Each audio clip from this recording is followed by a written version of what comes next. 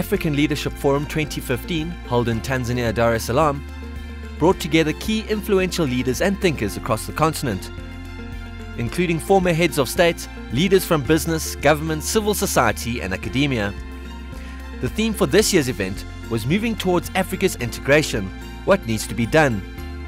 An integrated continent has been the goal of African countries since the attainment of independence more than 50 years ago.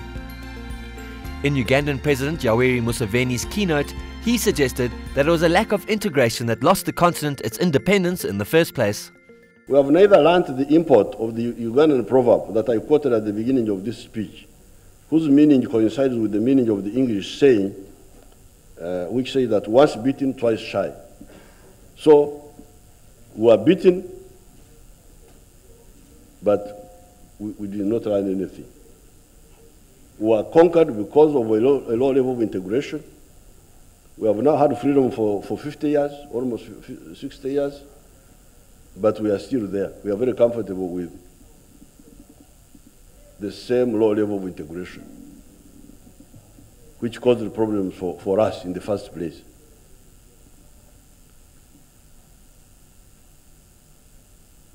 But there's also another word, even if we are not to worry about once beaten, twice shy. There's another word which I would like to introduce to remind this audience about. This word is prosperity. Prosperity. I don't know how they translate prosperity in Swahili. Kuwa vizuri,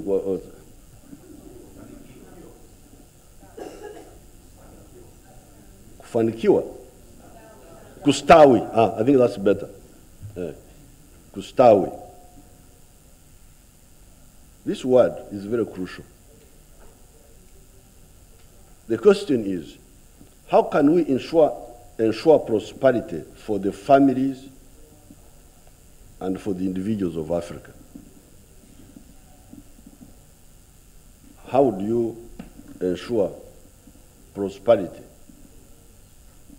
for your family? Forget about the big things about the country and so on. Just your family. Familia yako itastawi vipi? Fortunately, the answer to this question links very well with our subject of today, integration. Former President of Tanzania, Benjamin Mkapa, set the tone for the discussion in his opening remarks and expressed his expectations for the forum to deliberate on the obstacles to integration and drive participants to accelerate the process. The theme of the conference justifies the invitation to these former heads of state, and we look forward to their robust participation. A Financial Times reporter, one Tom Burgess, has described Africa as the world's poorest continent and arguably its richest. Although accounting for 2% of global GDP, it is the repository of 15% of the planet's crude oil resources, 40% of its gold, and 80% of its platinum. Beneath its soils lies a third of the mineral resources found on Earth. But this treasure trove has proved to be not a salvation, but a curse. That's what he says. Now, natural resources should make people rich, but they do not do so in Africa. Why not in Africa? Is financial colonialism a reality? Is that why we do not integrate faster? Celebrating the 50th anniversary of the OAU African Union 2 years ago, the heads of state and government adopted Agenda 2063, a vision and action plan to accelerate development and fight the poverty of the continent's people. The realization of the agenda presupposes, as its pillars, functioning regional institutions. The institutions already exist. We have among them COMESA, EAC, East African Community, ECAS, ECOWAS, IGAD, and SADC. Are they functioning? Are they dynamic integrationist institutions? Can they be made to transform into more proactive agents of integration? If yes, how? The Swahili saying goes, when minds are the same, that which is far off will come nigh. Are Africans of one mind about integration? Are they of one aspiration? Are they of one about sacrificing for the common good? Political parties are noted for their principles and ideology. How many of them espouse integration in their election manifestos and their development plans? At their regular summits, do they take time to receive reports on and review progress in integration? In the pursuit of accelerated integration, how much importance is being given to economic cooperation as a major yardstick and driver of change and development, and especially of political union? What can we learn from the history and experience of other continental organizations, such as those in Europe, the Americas, and Asia? What impact will evolving economic and trading pacts in other continents, the TPP, the TTIP, EPAS, the BRICS, what impact will they have on African continental common market and industrialization agenda? Africa is a multicultural, multi-tribal entity. Are there African values that can accelerate the integration process? Is there an African Renaissance? Are Africans looking at development and projections through their own African eyes, or do they look at Africa through European eyes? I do not want to anticipate your deliberations, but I thought I would ask these questions to set the stage for the panel discussions that will follow today.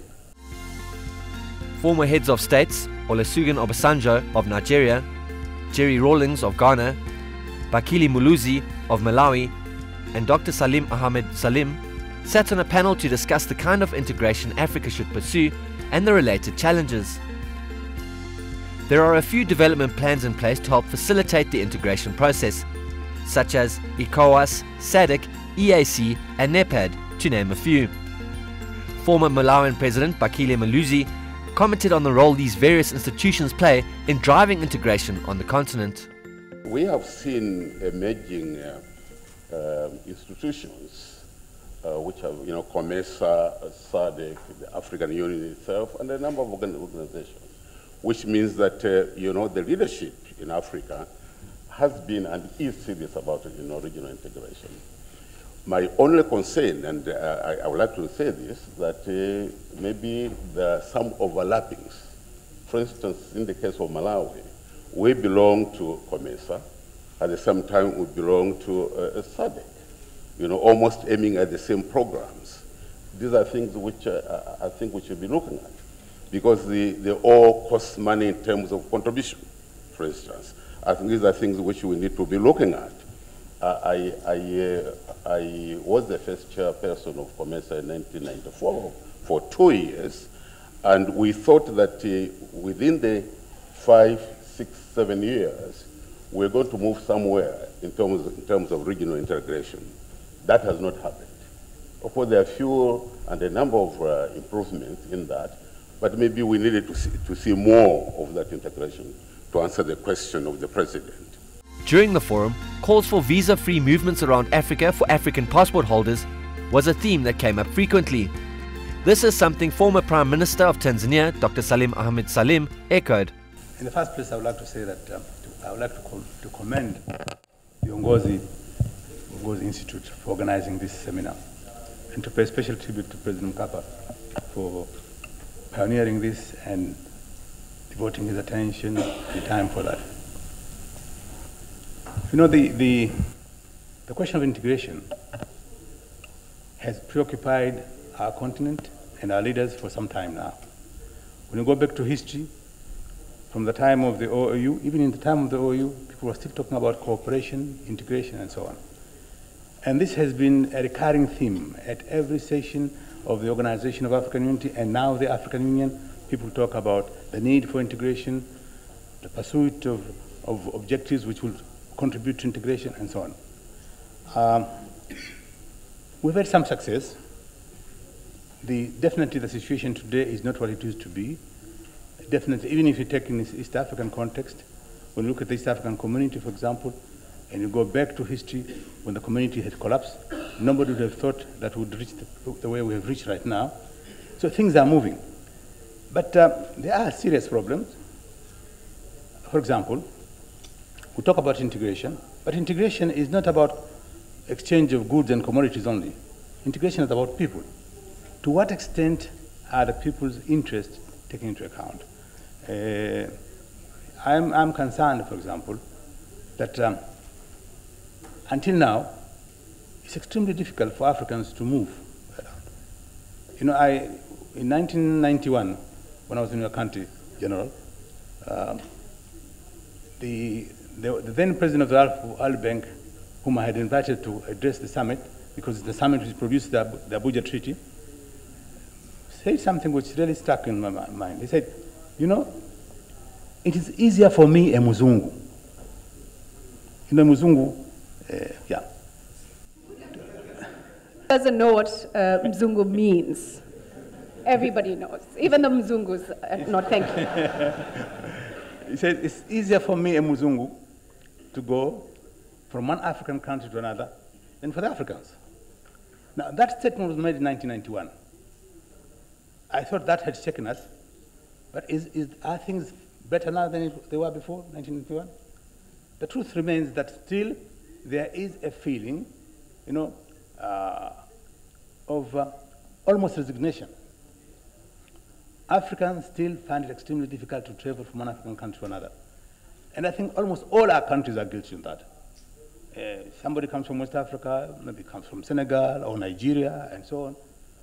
Well, you look him with some, you know, some concern, but a Muzungu, and I'm sorry to say this, a European or an American coming to our country, very easy, no problems at all. A Nigerian is a problem. A Tanzanian going to Nigeria is a problem. A Kenyan, so really, we have the whole question. The question of mindset. We have to really take the question of integration seriously, and we have to understand that we are talking about our people.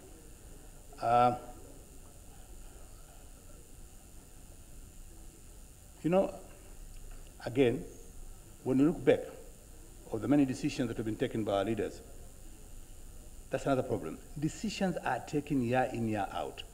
If you go to the African Union now, go to the archives, you find everything. Everything, in fact, the only thing you need now, you don't need another resolution. You need a committee to look into the resolutions that have been passed and how to implement them. That's a fact. After the break, we found out from the other former heads of state what they think of a visa-free Africa for African passport holders. Stay tuned.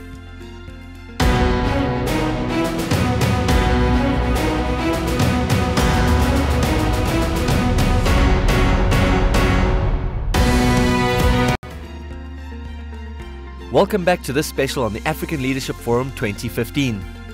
The theme for this year's event was Moving Towards Africa's Integration, What Needs to be Done. Former heads of states gathered at the forum to discuss the challenges and opportunities integration holds for the continent. Former President of Nigeria, Olusegun Obasanjo, commented on the work the OAU, or Organization of African Unity, which was replaced by the African Union in 2002, played in helping integrate Africa by playing a pivotal role in eradicating colonialism and fighting apartheid. He also championed the cause of free movement of people and goods for Africans on the continent, calling for abolishing visas in Africa. We've been talking about integration, cooperation, coming together. In fact, OAU is Organization of African Unity. So our leaders were mindful of unity, unity of purpose, unity of action. and hopefully eventually leading to unity in political and economic action and life. And in some areas where we have shown leadership, and I will want to underline leadership, we have succeeded. We succeeded in forming OAU itself. It wasn't easy. It was divided. We had Monrovia Group and Casablanca Group. Eventually, we came together and we had an organization. We succeeded in fighting colonialism and eliminating colonialism and all the vestiges of colonialism from Africa. There was leadership. And when I talk about leadership, I'm talking about leadership at the national level, but also at the continental level. Now, moving 54 countries in one direction at a go is asking for the impossible. And we must realize that. Whenever we have succeeded, we have got a core of leaders. We had that core here in this part of the world for us to eliminate colonialism and all the vestiges of it, including defeating apartheid. Now, just give me a bit of time. That's not only area where I have succeeded. We succeeded in establishing NEPAD.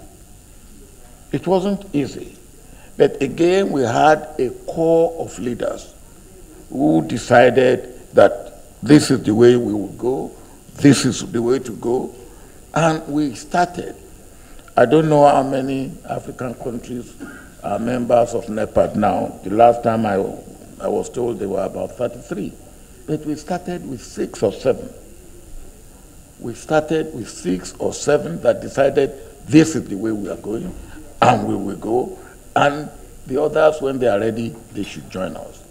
I believe we have to do that in economic integration, particularly, and the point made by Dr. Salim.